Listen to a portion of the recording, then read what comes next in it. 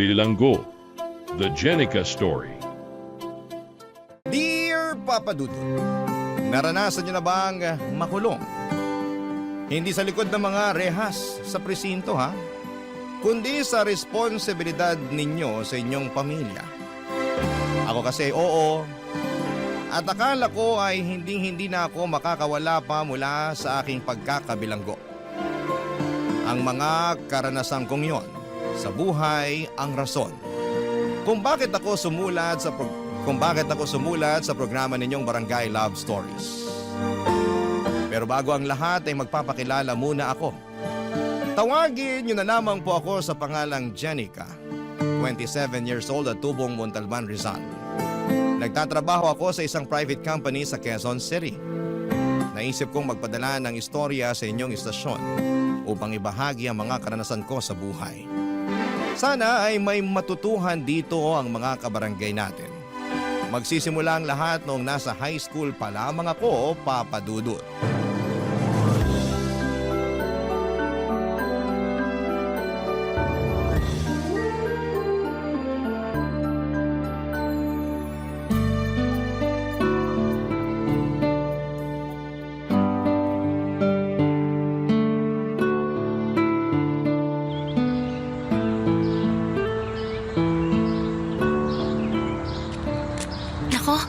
Sana magustuhan ni nanay itong mga binili kong pastillas mula sa baon ko. Alam ko kasi na paborito niya to eh. Iba-iba pa yung kulay ng pambalot. Nakakatawa namang tingnan. Ayun, nandito na ako sa bahay. Nandito na po ako! Oh, bakit ngayon ka lang? Kanina pa kita hinihintay ah. Ano po kasi, dumaan pa po ako sa tindahan ni Aling Sonia kasi nakita ko kaninang umaga na may tinda sila ng mga paborito niyong pastillas. Ito, kaya binilhan ko po kayo, Nay. Alam ko pong paborito niyo yan eh. Salamat. Pero akala mo ba madadaan mo ako sa pagbili niyan? Ano po? Anong ano po? May kasalanan ka pa sa akin, Jenica. Ayan oh, tignan mo. Ano, pamilyar ba sa'yo itong mga papel na to? Opo, mga test paper. Na tinago mo sa ilalim ng kama mo. Akala mo yata hindi ko makikita, no? Malas mo kasi naglinis ako ng kwarto mo kanina. Kaya nakita ko itong mga test paper na to. Bago lang to ah. Kamakailan lang. Sinadya mo ba tong itago sa akin kasi ang bababa ng mga score mo? Ano po kasi? Pasensya na po kayo, Nay. Anong pasensya? Paano ko mapagpapasensyahan tong mga to? Sabihin mo paano? Teka, kuhanin na ng card nyo ngayon, di ba? Opo. Patingin ako. Po? Patingin ako ng card mo, Jenica. Wag na wag mong itatago sa akin yan katulad ng pagtatago mo nito mga test paper na to, ha? Akin na, dali! Sandali lang po. Kukunin ko lang po sa bag, Nay. Namumuro ka na talagang bata ka? Asa na? Ito na po. Ito na po. Ay, Diyos mio. Sinasabi ko na nga ba ang bababa ng mga grado mo? Pasensya na po talaga kayo, Nay. Pero wala naman po akong bagsak. Kahit na, pasang-awa lang naman to mga grado mo. Paano hindi magiging ganito kababa mababa rin ang mga score mo sa test? Bobo ka ba? Po, ang sabi ko, bobo ka ba?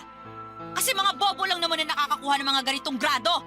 Pati na rin ang ganitong score sa test. Sobra naman po yata kayo, Nay. Sobra na kung sobra, pero may karapatan naman akong sabihin yon dahil sumobra na rin ang kabobohan mo. Bakit hindi mo tularan ng Kuya Jason mo? Sakto lang din naman po yung mga grade ni Kuya. Di naman ganun kataas, pero bakit ako lang po yung pinapagalitan ninyo? Grabe naman po kayo magalit sa akin, Nay. Wala naman po akong bagsak. Ba't nakuha mo pa talagang mga tuwiran, ha? Nagsasabi lang naman po ako ng... Kumpara naman sa kuya mo, mas marami naman siyang kayang gawin kesa sa'yo. Magaling siyang tumugtog ng drums. Kaya nga nasali siya sa banda ng eskwelahan ninyo, hindi ba? Mahusay din mag-basketball. May itsura kaya laging laman ang mga pageant. Magaling makisama, magiliw kaya maraming natutuwa sa kanya. Ay naku, ang anak kong yun, napaka-perpekto. Ikaw, sa pag-aaral ka na nga lang babawi, pumalpak ka pa? Saan ka nalang pupulutin yan pagtanda mo, Jenica? Baka walang kumpanya ang gustuhin kunin ka dahil napakahina ng utak mo. Walang-wala ka talaga sa kalingkingan ng kuya mo. Papa Dudut, hindi yun ang unang beses na kinumpara ako ni Nanay Irma kay Kuya Jason. Pero paulit-ulit pa rin akong nasasaktan. At walang pinagkaiba ang sandaling yon. Akala ko'y manhid na ako pero naapektuhan pa rin ako ng bigat ng mga salita niya laban sa akin. Sa mata ng nanay namin, ang kuya ko na ang pinaka-perpekto. Kulang na lang ay gawin niya itong santo at sambahin. Samantala ang turing naman niya sa akin ay kabaligtaran ng mga magagandang bagay na sinabi niya sa kapatid ko. Hindi talaga patas ang tingin sa amin ang aming nanay simula pagkabata pa lamang. Ang tatay ko lamang ang kakampi ko noon pero iniwan niya ako nung naghiwalay sila ni nanay. Mas naramdaman ko tuloy na nawala na ako ng puwang sa pamilya namin dahil wala na ang nag-iisang may paborito sa akin. Fast forward. Sa kabila ng unfair treatment ni nanay sa akin, ay nagsikap pa rin po ako sa buhay para makapagtapos ng pag-aaral at makapagtrabaho. Pero doon pa lang pala magsisimula ang mas mabigat kong mga problema, Papa Dudut.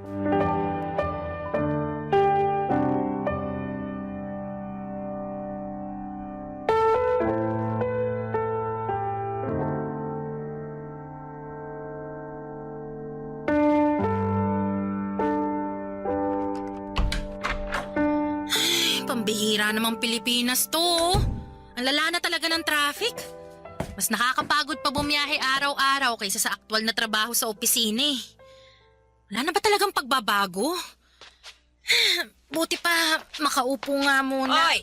Ilang oras kang nakaupo sa opisina tapos pagdating mo sa bahay uupo ka na naman. Hindi ka ba napapagod?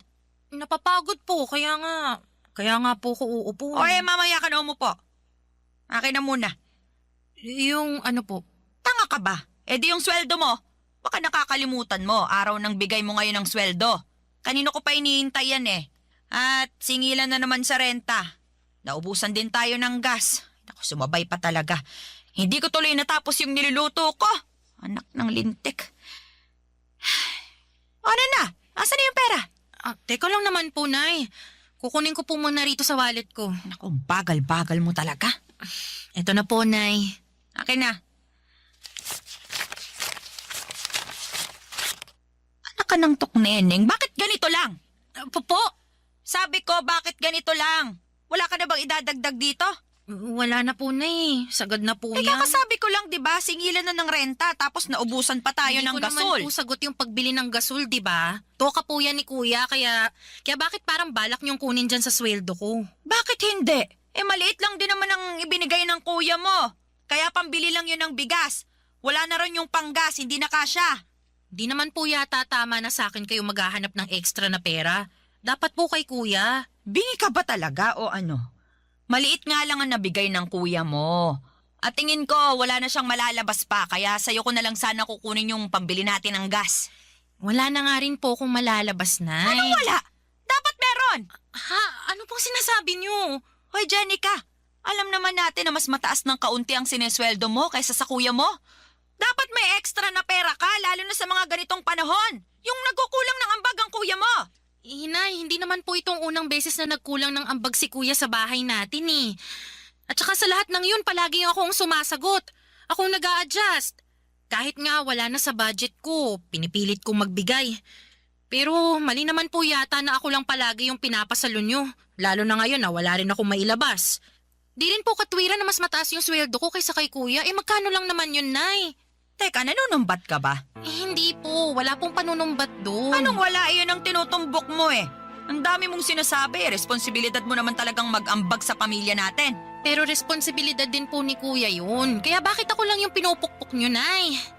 Pag si Kuya, sakto lang ang inaambag o kaya kulang, wala naman kayo masyadong sinasabi. Pero pag ako, sangkatutak na sermon yung abot ko sa inyo. Aba, intindihin mo, may ibang pinagkakagastusan ng kuya mo. Nabanggit na niya sa akin na may gala sila ng girlfriend niya para raw sa anniversary nila. Magbi-beach daw. Syempre mapapagastos siya, kaya ikaw na muna ang magbigay. Pagbigyan mo na ang kuya mo, wala ka namang pinagkakagastusan eh. Tsaka, hoy, Jenica, paalala ko lang, huwag ka muna magpapamilya ha. Aha? Po, paano naman po napunta dyan ang usapan, Nay? Gusto ko lang paalalahanan ka Kasi ang baba ng sweldo mo, hindi ka nga makapagbigay ng sobra rito sa bahay tapos magpapamilya ka pa. Baka mapabayaan mo lang ang magiging anak mo kasi saktuhan lang naman palagi ang kinikita mo. Kawawa naman ang magiging apo ko sa'yo.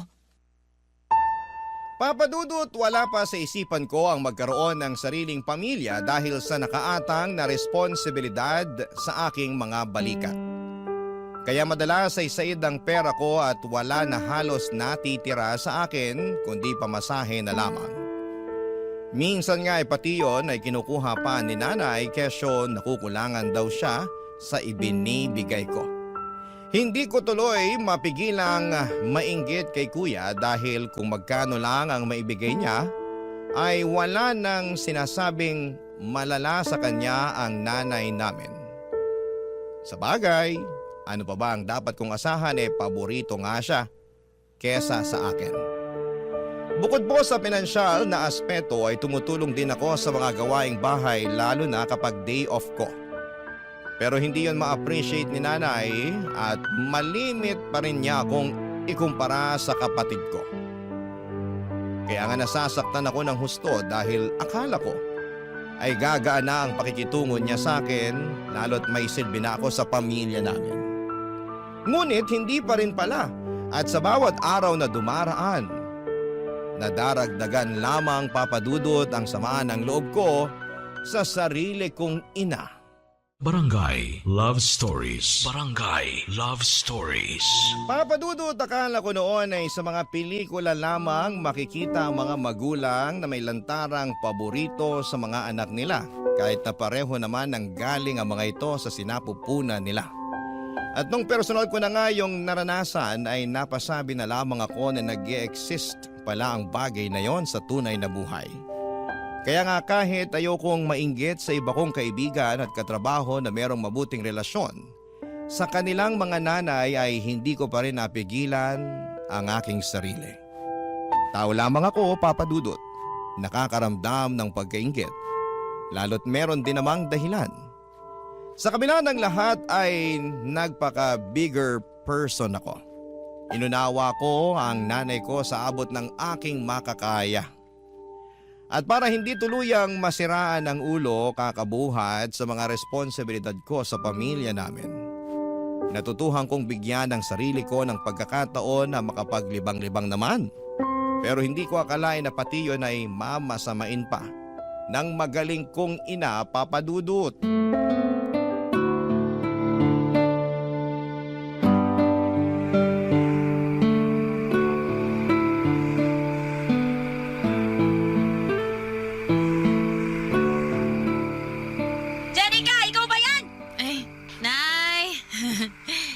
Nandito na po ako. Bakit ngayon ka lang? Sira na ba ang orasan mo at hindi mo na namalayan kung ano oras na? 12:00 na ng madaling araw ah! Alam ko naman po yun kasi di naman po sira yung orasan ko. Tingnan nyo. Bagong bili pa tong relo ko. Tingin niya ako niyan. Aray ko naman po, dahan-dahan lang, Nay. Ka talaga ng tatay mong siraulo. Bago nga tong relo mo at mukhang mamahalin pa. Kailan mo to binili ha? Sabihin mo. At magkano ang bili mo rito? Nung nakaraang araw lang. Kalma lang kayo, Nay. Mura lang naman po yan. Magkano nga?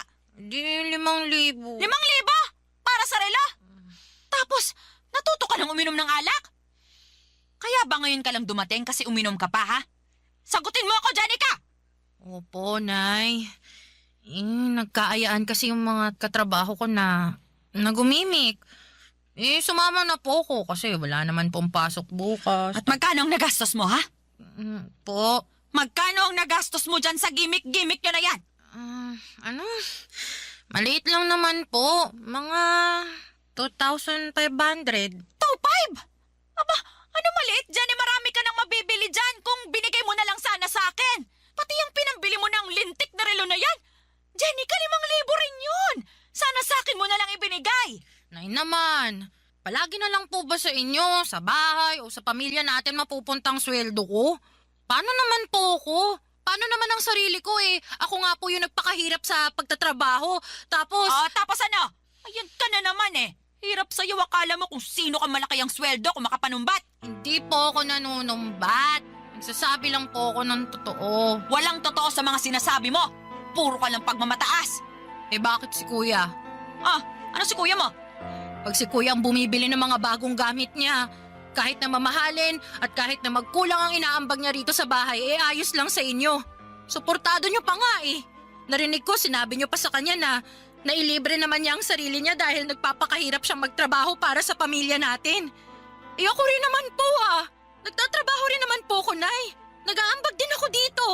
Tumutulong ako sa mga gawaing bahay pero bakit parang wala akong karapatan na bilhan ng sarili ko gamit ang pera na pinaghirapan ko? At bakit naman nasali rito ang kuya mo? Eh labas naman siya sa usapan. Yan ang hirap sa inyo na eh. Pagdating kay kuya, nagmamalinis kayo. Ano ba pinagsasasabi mo? Ang pinag-uusapan natin dito, yung pagbili mo ng kung ano-ano, samantalang malaki ang pangangailangan natin dito sa bahay. At yung pag-inom mo ng alak, kababae mong tao lasinggera ka. Tapos ano, kasama mo mga katrabaho mo ka mo? Ilan ang lalaki sa mga yon ha? Sagutin mo. Bakit niyo po ba gustong malaman? Sagutin mo sabi, ilan ang kasama niyong lalaki? Ilan kayo lahat? 8 po. 3 kami mga babae at... Napakalandi mo talaga!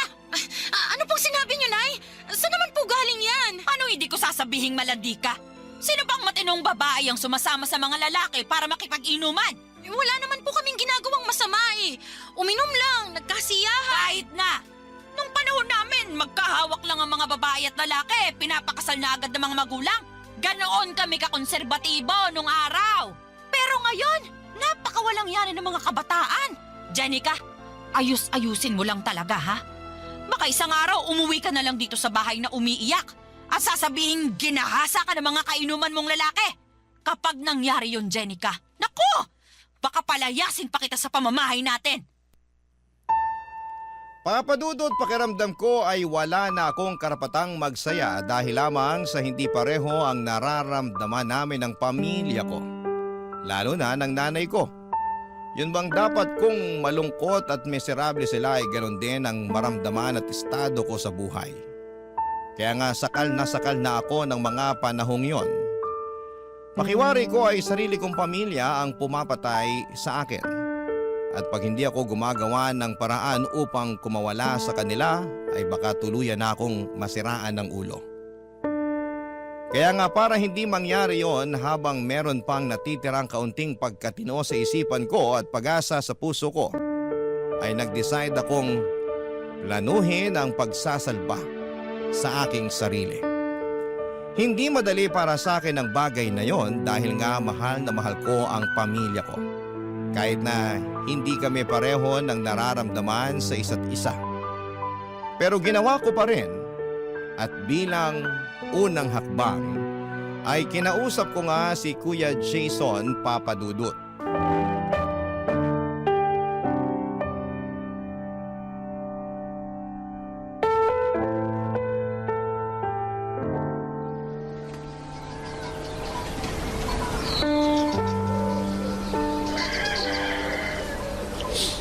Kuya Jason, pwede ba tayong mag-usap? Hindi pa ba tayo nag-uusap? Ayun kinakausap mo na ako. Bakit ka pa ba nagtatanong? Seryoso ako. O bakit? Seryoso rin naman ako ah. Itong mukhang to, mukha ba nagbibiro? Tungkol ba kasi saan ang gusto mong pag-usapan natin? Parang biglaan naman yan. Ano kasi, matagal ko na tong pinag-iisipan. Tapos, nitong nakaraang gabi, nakapag-decide na ako na gusto ko na talagang gawin yung bagay na to, kuya. At kailangan mo tong malaman. Teka, ano yan ha? At saka, bakit kailangan ko malaman yan? Dahil magkapatid tayo. Ano nga kasi yun? Dami mo pang paligoy-ligoy eh. Kuya, gusto ko nang umalis sa bahay natin para bumukod. Seryoso ba yan? Oo, seryoso ako. Kaya mo na ba sarili mo? Oo naman. Malaki na ako. Hindi na ako bata. Tsaka, naipon din ako. Talaga? Magkano? Ha? Magkano ipon mo? Kasi, utang ako. Bakit naman kita pauutangin? Magkapatid kasi tayo, tsaka kailangan ko kasi ako na yung aalis ng bahay natin. Teka, anong sabi mo? Magpapakasal na kami ng girlfriend ko at gusto na naming bumukod ng bahay kaso Kinulang yung pang-down namin dun sa rerentahan naming apartment eh. Eh sakto, nabanggit mo may ipon ka kaya ayun. Pautangin mo muna ako. Huwag ka na umalis sa bahay natin kasi walang kasama si nanay pag umalis ako. Kawawa naman yun. Bakit ka pa aalis?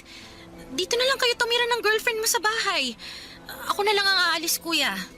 Hindi pwede kasi ayaw ng girlfriend ko na makisama sa biyenan niya kaya gusto niya bumukod kami. Saka gano'n naman pag mag-aasawa, di ba? Dapat naman talaga nakabukod. Wala ka pa namang asawa kaya ikaw ang wag umalis. Maawa ka naman sa nanay natin pag iniwan mo siya mag-isa. Gusto mong maawa ko kay nanay. Eh sa akin ba? Naaawa ka? Ha? Kuya, alam mong hindi mabuti ang pakikitungo sa akin ng nanay natin. Naririnig mo at nakikita mo kung paano niya ako tratuhin, di ba? Kulang na nga lang, isuka niya ako sa pamamahay natin eh.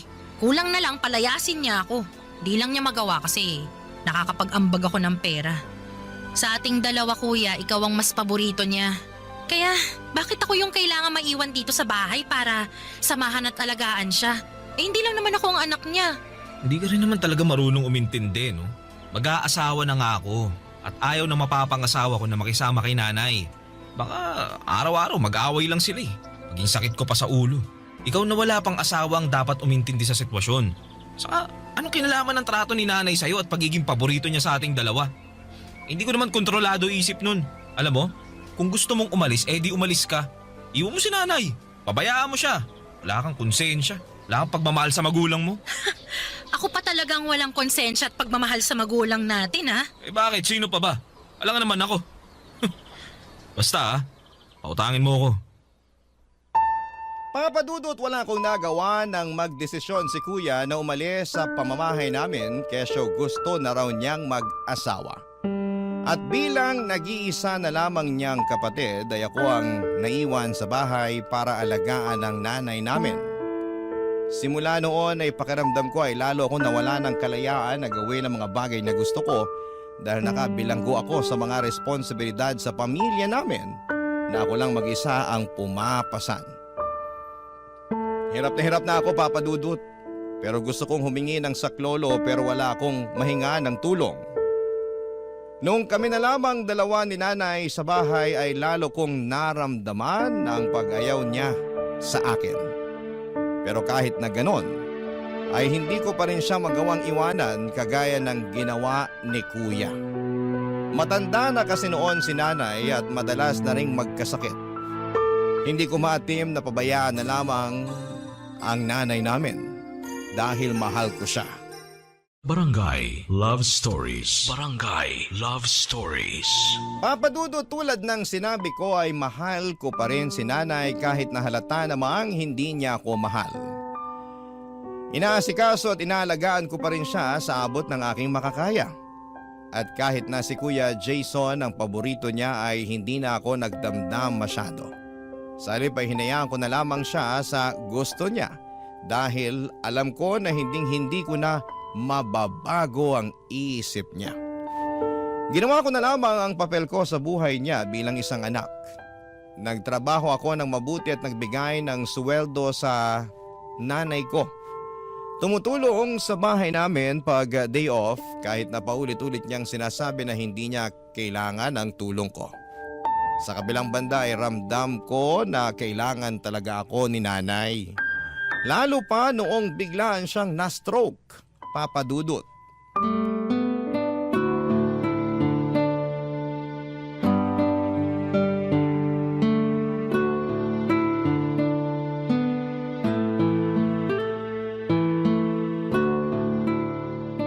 Ano ba yan? Adobo? Ang putla. Kulang sa toyo, mukhang matabang. Oh, bakit? Nasa stress lang po ako. Stress. Sabihin mo, sa akin, ano? Sa sitwasyon po. Sorry na, hindi ko lang mapigilan eh. Pagod lang din po ako ngayon dahil maraming ginawa sa opisina. Tapos ayaw nyo pang kumain eh. Sabi sa akin ng bantay nyo kanina, wala rin kayo halos kinain. Sumpong nga talaga yun. Pinsan mo. Ako po nagtanong sa kanya tungkol sa inyo, Nay. Kinamusta ko po kayo. Tsaka bakit ba kayo nagagalit sa kanya siya na nga yung nagmamagandang loob na bantayan kayo. Hindi ko naman kailangan ng bantay. Kaya ko naman ng sarili ko. Kalahati lang ang paralisado sa katawan ko. Nagagalaw ko pa ang mga kamay ko. Nakakapagsalita pa ako. Hindi pa ako imbalido. Nay naman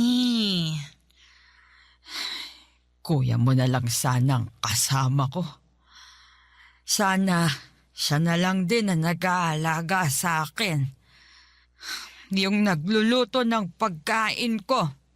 Mas masarap pa siya magluto kumpara sa luto mo na hindi maintindihan ang lasa. Wala na nga po si kuya. Umalis na rito sa bahay natin kasi nag-asawa na, di ba? Kaya nga sana nandito siya. Bakit ba panay kayo hanap kay kuya? Andito naman ako para alagaan kayo. Panay kayo hanap sa wala simula nung na-stroke kayo. Mabibilang na lang sa kamay ko sa daliri yung mga pagkakataon na binisita nila kayo rito sa atin. Basta. Mas gusto ko ang kuya mo. Kung meron lang talagang pagpipilian. Hindi ikaw ang gusto kong mag-alaga At sa sa akin. tingin ninyo, gusto ko na ako mag-alaga sa inyo? Anong sabi mo? Nay, sumusobra na po kayo Kung makapagsalita kayo, parang wala na akong ginawang mabuti sa pamilya natin, no? Lagi niyong pinamumukha sa akin na wala akong silbi, na kulang ang mga effort ko, na palagi na lang si kuya ang magaling at nakakalamang.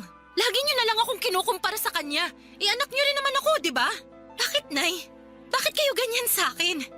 Bakit pagdating kay kuya ang bait-bait niyo? Tapos sa akin hindi? Sabihin niyo, Nay, bakit ba? Mas mahal ko ang kuya mo kesa sa'yo. Ano magagawa ko? Tsaka kahit anak kita, kahit nang galing ka sa sinapupunan ko, hindi kita ginusto. Ano po? Ayoko nang magkanak pa kami ng tatay mo. Dahil ilang beses na ako nakunan pagkatapos ng kuya mo. Pero mapilit ang tatay mo. Makulit. Kahit ayoko na, sige pa rin. Nung nalaman kong buntis ako sa'yo, pinagsamantalahan ako ng tatay mo. Pinilit niya akong buhayin ka dahil gusto pa raw niya ng isang anak. Kaya kahit ayoko, kahit natatakot na akong mabuntis at manganak, wala akong nagawa kundi sundin siya. Mas takot ako sa galit ng tatay mo at sa pwede niyang gawin. Paano kung patayin niya ako? Yung bata-bata pa ng kuya mo. Kaya po ba wala kayong kaamor-amor sa akin dahil sa kasalanan sa inyo ni tatay? Oo. Tapos nakuha pa niyang mambabae. Iniwan niya kayo sa akin. Ikaw! Iniwan ka niya para buhayin ko. Kapal ang mukha niya. Kaya hindi mo ko masisisi kung bakit ganito ako makitungo sa'yo. Pag nakikita kita, naaalala ko ang mukha ng taong nanamantala sa akin. Nanloko at nangiwan. Pakiramdam ko, hindi talaga siya nawala. At nabubuhay siya sa katauhan mo. Papadudot, yun pala ang dahilan kaya hindi ako mahal ng nanay ko. Pero maling-mali naman na isumbat niya sa akin ang kasalanan sa kanya ng aking tatay. Hindi ko rin naman ginusto na mabuhay at ipanganak sa mundo. Kung may pagpipilian lamang ako, kung alam ko lang na magiging miserable ang buhay ko sa mga kamay ng nanay ko ay hindi na lamang sana ako isinilang noon. Sana ay namatay na lamang ako sa sinapupunan ng nanay ko. Nagpatuloy ang hindi magandang trato sa akin ni nanay kahit na ginagawa ko naman ang lahat para alagaan siya, irespeto at unawain. Gabi-gabi ay nagdarasal ako sa Diyos. Nahawakan niya ang puso ng nanay ko para magbago ito.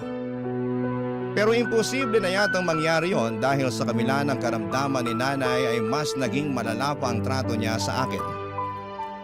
Sa katunayan ay nagawa na rin niya akong saktan kapag inis na siya. Bagay na hindi ko kayang tiisin, Papa Dudut. Doon ko na naisip ang isang bagay na ni sa hinagap ay hindi ko akalaing magagawa ko sa kanya. Dinala ko si nanay sa apartment ni Kuya tulad ng palaging bukang bibig niya na mas gusto niya na si Kuyang mag-alaga sa kanya kesa sa akin. Bukod doon ay dala-dala ko rin ang iba niyang mga gamit, damit at gamot. Nagpatulong na lamang ako sa pinsan ko para madala siya sa nirerentahang apartment ng kapatid ko na gulat sa pagdating ko.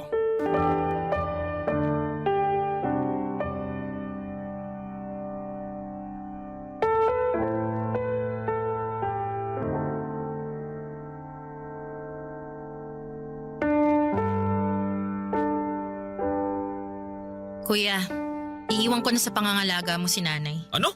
Sisiraan ka na ba ng ulo? Oo, sirang-sira na dahil kahit anong gawin ko. Kahit na nagpakabuti akong anak, maging maunawain, gawin ang lahat para makuha ang loob ni nanay, kulang pa rin. At kahit kailan, hindi ako magiging sapat sa kanya. Abot langit ang galit sa akin ni nanay, kaya galit na rin ako sa kanya. Tsaka ikaw naman ang palagi niyang hinahanap eh. Grabe. Naaaning na ako sa kakapakinig sa iyak niya na sana raw ikaw ang nag-aalaga sa kanya sa bahay. Kahit na nandun naman ako. Kaya oo kuya, sirang-sira na ang ulo ko. Hindi ko na alam kung saan lulugar sa pamamahay natin at sa buhay niya. Kaya ayan, tinupad ko na yung matagal niyang hiling. Dinala ko siya rito sa bahay niyo para maalagaan mo. Para namang hindi yata tama yung gusto mo mangyari, Jenica. Di mo pwedeng basta-basta iwan dito si nanay at... At bakit hindi? Nanay mo rin naman siya, di ba? Anak ka rin niya. Paboritong anak ka pa nga eh. Oo nga, pero... Basta. Iiwan ko na siya sa'yo. Aalis na ako sa bahay natin at magpapakalayo-layo.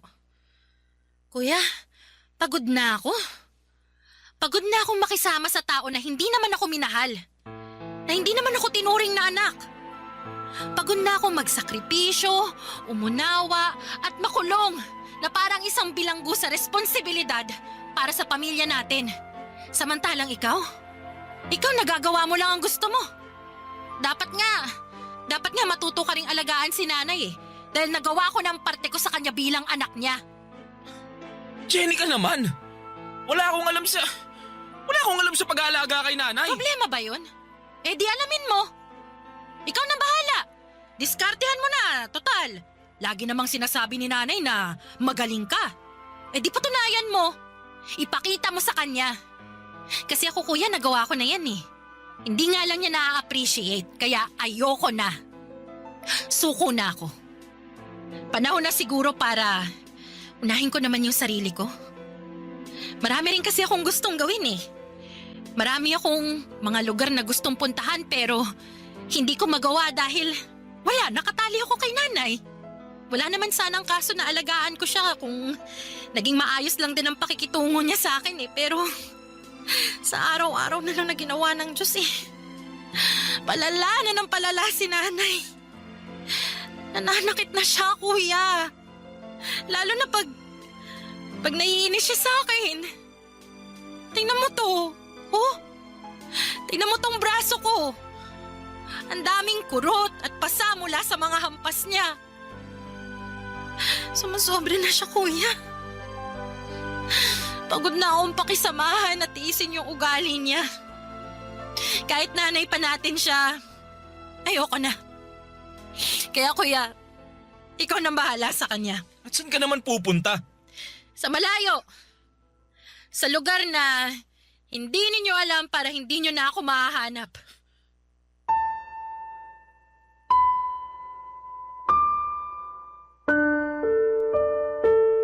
Papa Dudut, masama na akong anak kung yan ang tingin ninyo sa akin dahil sa pagtatakwil ko sa sarili kong ina. Ngunit kung hindi ko po yon gagawin ay baka matagal ko nang kinitil ang sarili kong buhay sa pagtitiis na pakisamahan siya. Sobrang sirang-sira na talaga ang mental health ko at anumang sandali ay baka mabaliw na ako. Aaminin ko na hindi rin naman madali sa akin na umalis pero kailangan ko namang salbahin ang sarili ko. Sa kasalukuyan ay patuloy pa rin akong umuusad sa buhay ko kahit na may mga gabi na bumabalik sa aking alaala ang sakit na dulot ng mga naranasan ko sa buhay na kagagawan ng sarili kong ina. Ngunit tuwing sumasapit ang umaga ay patuloy pa rin po akong humahawak sa katiting na pag-asa sa puso ko na magiging maayos pa rin ang lahat-lahat. Kaya nga bilang unang hakbang, Papa Dudut, ay sumailalim ako ngayon sa counseling. Ang hiling ko na lamang ay mapagtanto ng nanay ko ang kamalian niya sa akin. Dahil mali pa rin na sisihin niya ako sa kasalanan na nagawa sa kanya ng tatay ko. Hanggang dito na lamang po ang sulat ko, Papa Dudut. Maraming salamat po sakaling mapili po ninyong i-ere sa inyong programa ang aking kwento. God bless and more power po sa Barangay Love Stories. Ang inyong forever kapuso at ka-barangay, Jenica. Today you're going to crochet a parrot cup holder bag, a cute tropical drink carrier that hugs your tumbler or iced coffee cup and hangs from a sturdy strap so you can carry your drink hands-free. And we'll make it strong enough for real daily use while adding parrot-inspired color bands and a simple feather accent that gives it personality without making it complicated. Start by choosing the exact cup you want to fit, because the best cup holders are sized to the real object instead of guessing. Measure the bottom diameter, the widest circumference around the middle, and the height from the bottom up to just below the lid. Most tumblers widen toward the top, so our plan is to crochet a snug base, build the side wall straight for stability, then add gentle increases to match the cup's flare, and finish with a structured rim that resists stretching. For yarn, cotton is your best friend for this project because it's grippy, washable, and less stretchy than acrylic. DK cotton gives a lighter bag, worsted cotton gives a sturdier bag, and either works if you crochet dense stitches. Pick a hook that makes a firm fabric with minimal holes. For DK cotton, many people land around 3 to 3.5. For worsted cotton, around 3.5 to 4. If you can see big gaps in your single crochet, go smaller because the fabric needs to support weight. Gather scissors, a yarn needle, and a stitch marker, and decide your parrot palette. Choose one main body color like green, cream, or light tan, then 1 or 2 bright accents like yellow, red, and blue for stripes, and a little green for leaves. If you want a tiny dot detail on a feather, you can use a small bit of dark yarn, but keep details minimal so it stays clean and stylish. We'll use US crochet terms: chain, slip stitch, single crochet, half double crochet, increases and decreases, and we'll build the bag in 5 stages: base circle, side wall, shaping for cup flare, top rim with optional drawstring, and a reinforced strap with strong attachment tabs. Begin with the base in your main body color. Make a magic ring and work 8 single crochets into the ring. Pull the tail tight to close the center, and if you prefer joined rounds, slip stitch to the first stitch to join. If you like working in a spiral, place a stitch marker in the first stitch and keep going, but joined rounds can be easier for counting. Round 2. Chain 1 and work 2 single crochets into each stitch around for 16, then join.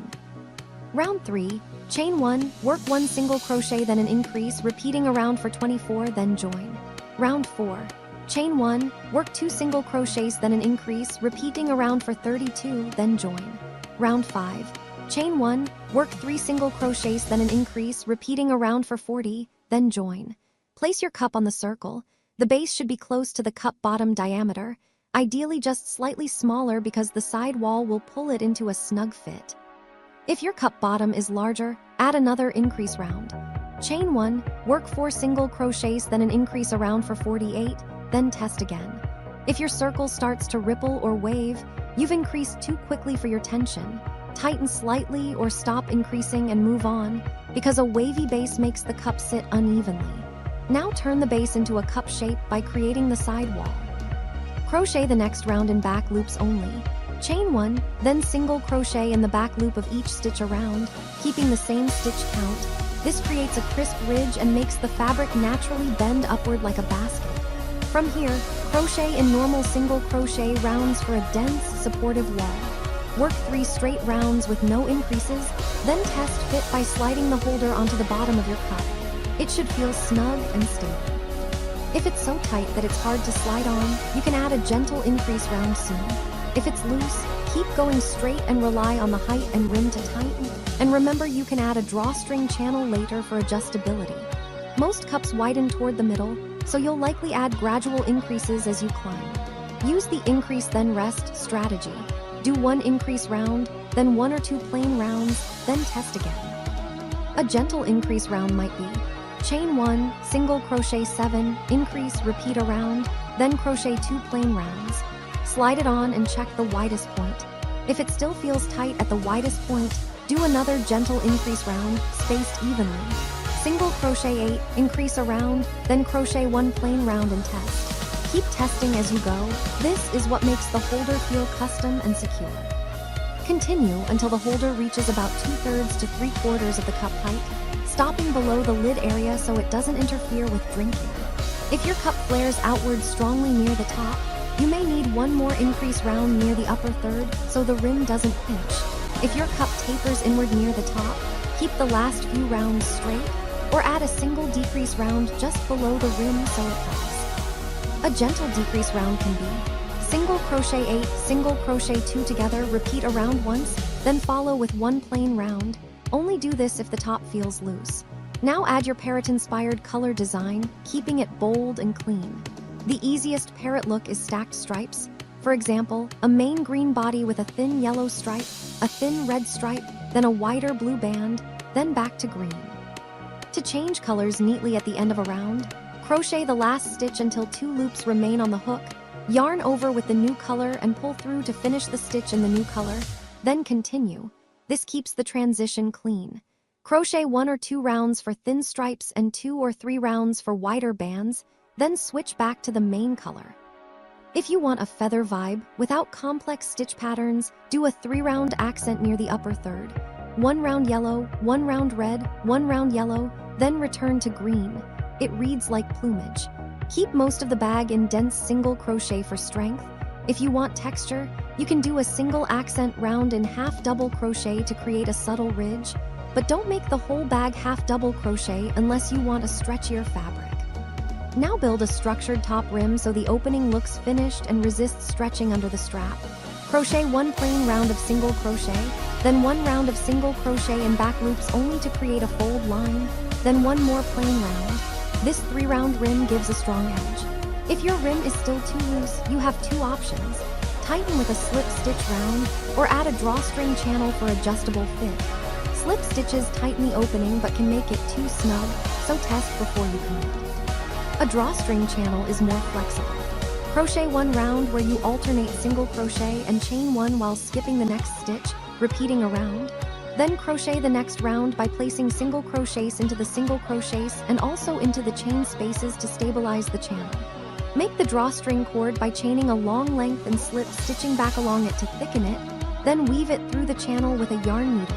Tie the ends, or add small beads if you like. Now we create strong strap attachment tabs, because attaching a strap directly to the rim can pull the rim into points over time. Decide where you want the strap to attach. 2 opposite points on the rim so the bag hangs evenly. Mark those points with stitch markers. At the first marker, attach your yarn and crochet a small tab. Chain 1, single crochet 4 stitches along the rim, chain 1 and turn, single crochet back across those 4 stitches. Repeat for 3 rows total so the tab becomes a thick rectangle. Fasten off, leaving a long tail for sewing. Repeat the same tab at the opposite marker. These tabs spread the weight and keep the rim stable. Now crochet the strap, and avoid a simple chain strap because chains stretch under the weight of a full cup. Instead, crochet a flat strap band in single crochet. Chain 7, then single crochet in the second chain from the hook and across for 6 stitches, chain 1 and turn, and single crochet across. Repeat until the strap is the length you want. For a wrist strap, you might want 20 to 25. For a shoulder strap, 70 to 90. For a strap, 100 to 125 depending on height. The easiest method is to measure a strap you already like and match it. To prevent the strap from rolling, add a reinforcing edge. When the strap is long enough, crochet one finishing round around the strap edges by single crocheting evenly along one long side, making 3 single crochets at the corner, continuing along the other side, and finishing neatly. This adds thickness and helps the strap lie flat. Now attach the strap ends to the tabs using a yarn needle. Sew through multiple layers and stitch back and forth several times because this seam carries the entire weight of the drink. You want it strong. If you want a removable strap, you can sew small D-rings onto the tabs and add clasps to the strap ends, but a sewn strap is simplest and strongest. Now add the parrot accent, optional but very on theme. A clean choice is a feather-like leaf cluster sewn onto the front of the holder near the stripe band. Crochet a simple leaf in green. Chain 10, then in the second chain from the hook work 1 single crochet, then 1 half double crochet, then 1 double crochet in each of the next 3 chains, then 1 treble crochet in the next chain, then 1 double crochet in each of the next 2 chains, then 1 half double crochet and 1 single crochet in the last chain. Rotate and mirror the stitches down the other side of the chain and slip stitch to finish. Fasten off with a tail. Make a smaller accent leaf in blue or yellow by chaining 8 and using fewer tall stitches. Layer the small leaf over the big leaf, offset so both tips show like feathers, then sew the base of the cluster onto the bag with small stitches. Add 1 small tack stitch at the leaf midline so it doesn't flop. If you want a tiny dot detail near the feather base, make just 1 small dark stitch, but keep it minimal. Now do the finishing work inside the bag. Weave in every yarn tail by threading it onto a needle and weaving back and forth through interior stitches, changing direction at least twice so it locks. Trim close. Check that no loose ends or long floats are hanging inside because they can catch on the cup. If you want the bag to be extra firm and premium, you can add a simple fabric lining.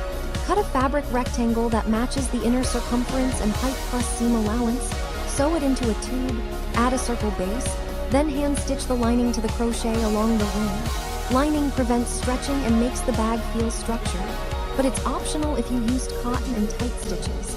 Now test the fit and function. Slide the holder onto the cup, lift by the strap, and gently shake. The cup should feel secure and the holder should not slide down. If it slides down, add a drawstring channel near the top or add a slight decrease round just below the rim. If the holder is too tight, lightly dampen it and stretch it around the cup and let it dry. Cotton relaxes into shape. If the strap twists, dampen and block it flat. The reinforcing edge round also helps prevent twisting. Finish with a final neat touch. You can slip stitch around the tab edges for a crisp outline or surface slip stitch a thin line around the rim in an accent color, but keep embellishment minimal so the bag stays clean. Your parrot cup holder bag is complete. A sturdy base, snug custom fit, structured rim, reinforced strap attachments, and bold tropical color bands with a feather accent that gives it a parrot-inspired personality. The best part is you can repeat this structure for any cup by adjusting only the base size and the increase schedule. Then customize the parrot vibe by switching stripe colors and feather accents. Green with red-yellow for one version, cream with blue accents for a macaw mood, or green with yellow line for a bright parakeet theme, while keeping the construction consistent and durable for everyday use.